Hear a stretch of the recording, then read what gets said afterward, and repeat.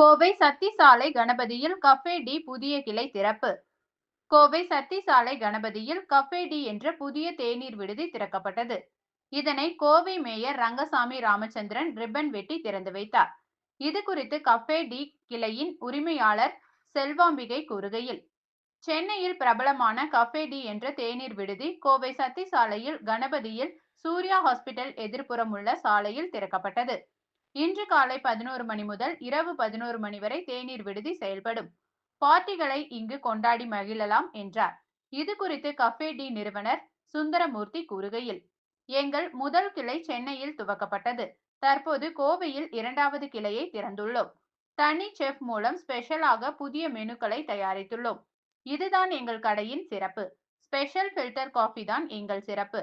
அதை மட்டுமின்றி எல்லா விதமான மக்களும் வந்து செல்ல வேண்டும் என்பதற்கு ஏற்ப குறைந்தது 20 ரூபாய் இருந்து 300 ரூபாய் வரை பீட்சா, பர்கர் வகைகள் போன்ற உணவுகள் இங்கு கிடைக்கும். நாகர்கோவில், கும்பகோணம், திருநெல்வேலி, ஆந்திராவில் குண்டூர், விஜயவாடா ஆகிய இடங்களில் புதிய கிளைகளை திறக்க திட்டமிட்டுள்ளோம் என்றார். இன்று கோவை கணபதி சத்தி ரோட்டில் கஃபே டி பேக்கரி திறக்கப்பட்டுள்ளது. திருமதி அம்பிகா அவர்கள் இந்த பேக்கரியை நடத்தி வருகிறார். இங்கு அனைத்து பொருட்களும் மிகவும் தரமுள்ளதாகவும் சுவையாகவும் விலை மதிப்பு ஏற்றதாகவும் கொடுக்கப்படுகிறது. குழந்தைகள் முதல் பெரியவர்கள் அனைவரும் விரும்பி வரும் அனைத்தையும் இங்கு கிடைக்கும்.